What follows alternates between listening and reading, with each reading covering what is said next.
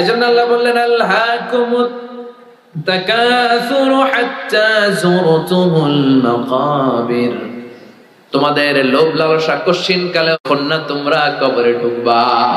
এজন্য কবর জিয়ারত করবেন, এটা সুন্নাত। বিষ্ণু বলেছেন নাহাইতুকুম আন জিয়ারাতিল কুবুর, আমি কবর জিয়ারত করতে নিষেধ করেছি একটা সময়, কিন্তু আলআনা ফাজুরুহা, এখন সমস্যা নাই, এখন জিয়ারত করো। ফাইন্নাহা তুযাক্কিরুল আখিরা, কারণ কবর জিয়ারত করলে আখিরাতের কথা স্মরণ হয়, ঠিক কি না? কিন্তু কবরে যে কিছু চাওয়া যাবে? চাইবেন কার কাছে? মানত করা যাবে? কথা বলেন। লাল সালু দিয়ে আসা যাবে? মশারি দিয়ে আসা যাবে? অনেক লোক মাজারের উপরে মশারি টাকায়, আর ওর বাবার ডেঙ্গু জ্বর, ওর বাপের কি মশা কামড়াইয়া ডেঙ্গু জ্বর ওর বাপের, আর ও মাজারে যে মশারি দেয়, এরকম বেয়াদব আছে না নাই? মাজারে মশারি, আগরবাতি, লাল সালু এগুলো কিচ্ছু দিবেন না, কারণ মাজারে পড়ে থাকা লোকটার কিছুই দরকার নাই, ঠিক কিনা? দরকার জেতা মানুষের আঙ্গুরে দিবেন। এই ছোট ছোট ছেলে মেয়েরা যারা ঘরে ইলেকট্রিসিটির অভাবে পড়তে পারেন, এদেরকে মোমবাতি দেন, এদেরকে বই কিনে দেন, তাহলে আপনার আব্বার কবরটারে নুরানি বানায় দিবে কে? মাজারে যে টাকা দেয়া যাবে? পড়ে থাকা লোকটার টাকার দরকার আছে, যে মরে গেছে ওর তো শেষ, ও টাকা দিয়ে কি করবে?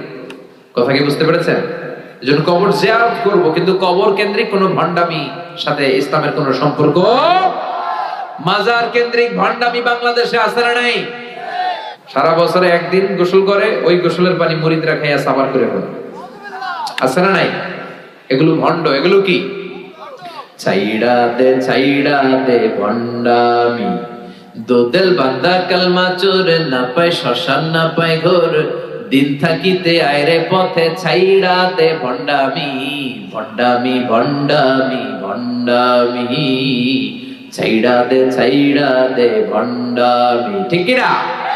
নামাজ কালাম পড়ে না, ইবলিশ শয়তানের নানা, আছে না?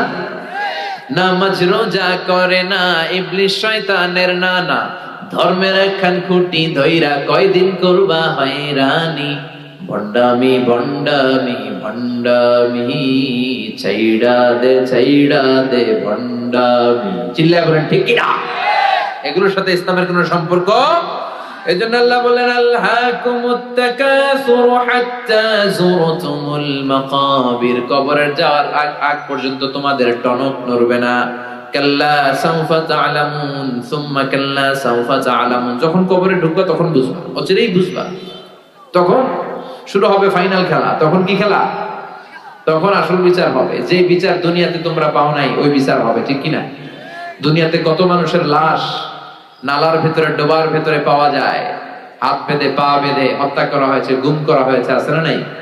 এগুলোর বিচার হয়তো দুনিয়ায় হয় নাই। ধর্ষিতা হয়েছে অনেক মা, দুনিয়াতে বিচার হয় নাই, কিন্তু আল্লাহর দরবারে সবগুলো বিচার আছে না নাই?